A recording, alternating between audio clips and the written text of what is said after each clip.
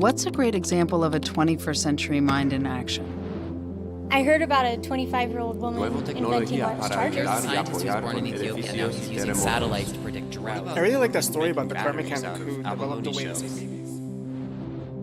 Our question prompted all these responses about amazing technological breakthroughs and innovations. And then we heard one story that opened a door to a new way of thinking. It's about an art professor in Los Angeles named Mary Beth, who was watching the news around the Ebola crisis in West Africa and thought, wait a second, these patients must be so scared and lonely, and the only humans they're seeing are covered in these huge imposing suits. In every report that I heard on the Ebola epidemic, they mentioned the frightening suits. I imagine, what would it be like to be a patient to not see a person's face for days on end? I found myself almost saying out loud, why don't they put photos on the outside? Why don't they just put photos on? And finally, I thought, maybe I'm the one who's meant to do that. And we were so moved because the way Mary Beth's story unfolds shines a light on a larger shift we're seeing in the world. As technologies are rapidly changing how we do everything, certain skills are becoming less valuable, the need to memorize, perform routine tasks, and soon even the need to drive, while others are becoming more valuable. So what exactly are the skills that prepare us for a world that's constantly changing?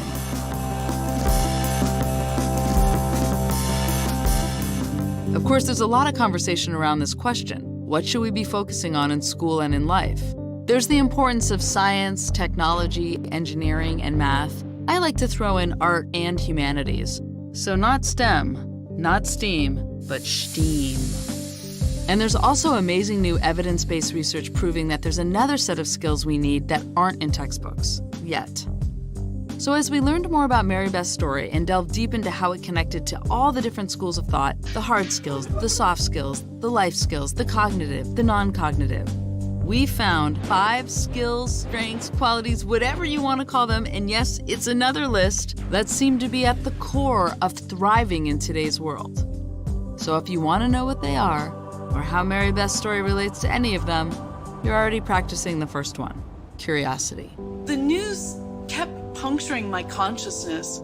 I started reading more extensively about West African culture, about filoviruses. I mentally just started problem solving.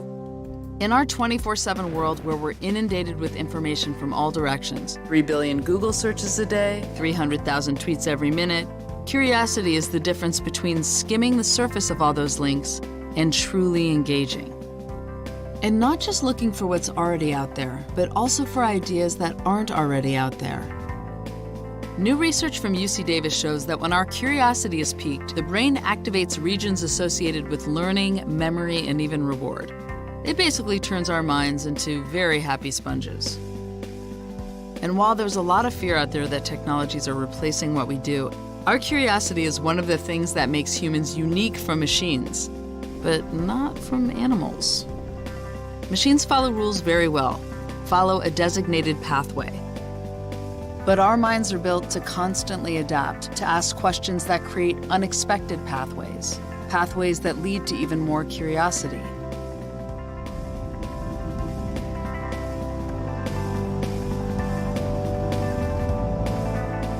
And those questions you ask and pathways you open also lead to creativity, our second skill.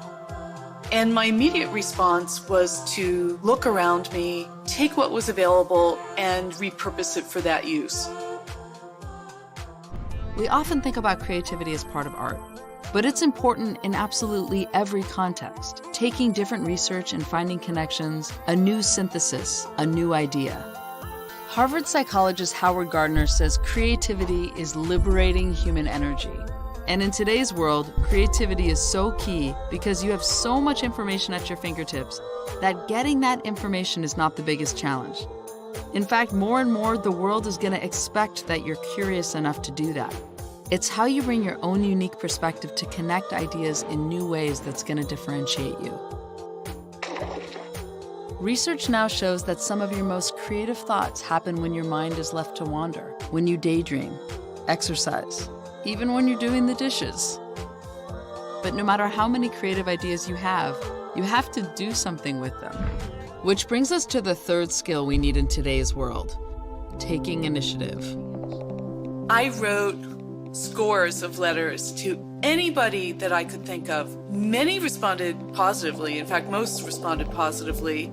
But getting someone to commit to partner was the most difficult part. If you don't take initiative, your ideas will float into a sea of billions of thoughts being generated around you every day. And in order to begin and get something done, we use an incredible amount of things like intuition, judgment, discerning which ideas to act on, knowing when to shift directions or approach. Taking initiative also means knowing when to reach out to people. What would an artist think about your idea? What about a scientist? What about somebody from another country? Which is really about multidisciplinary thinking. I reached out to epidemiologists, doctors, public health, NGOs, even anthropologists asking, what do you think of this idea? How could I improve it? There's so much talk today about how we're distracted by multitasking, but what we really need to be doing more of is multi-asking. Across ages, races, genders, cultures, and disciplines. We think of the mind as private, and there's so much value in solo thinking. But there are also so many ways that the mind is public, this communal organ to communicate, to transfer ideas, and to collaborate. And collaborating, just like everything else about being human, can be messy. It takes understanding what you know and what you don't know. So the next time that you're collaborating, how can you make sure that your mind is really open to being changed? It really comes down to empathy. I imagine what it would be like to be a patient, to be taken away from your family, taken away by somebody wearing this frightening suit. And then there's the view from the healthcare worker side. You have your human tool to have patients accept your care, gone. MIT researcher Rebecca Sachs suggests that this skill of sensing the motives and feelings of others really begins developing around the age of 5 and has the potential to grow stronger throughout life.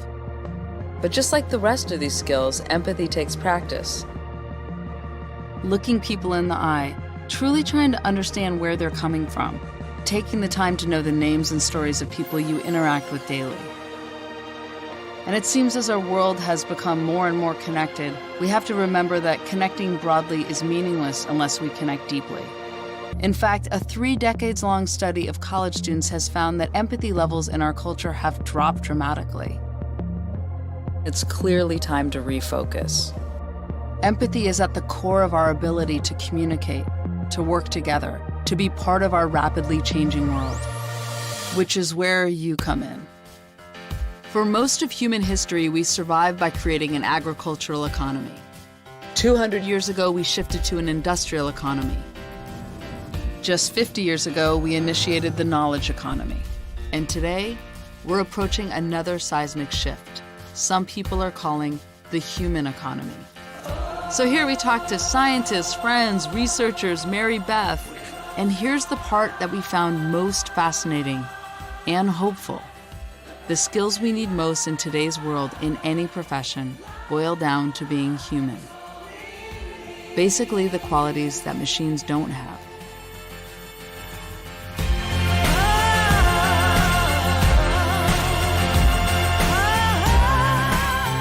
Eventually, through hundreds of connections, obstacles, and breakthroughs, Mary Beth was introduced to a doctor in Liberia who landed her an official invitation to begin work in their Ebola clinics. More patients saw me, you see, I love the photos.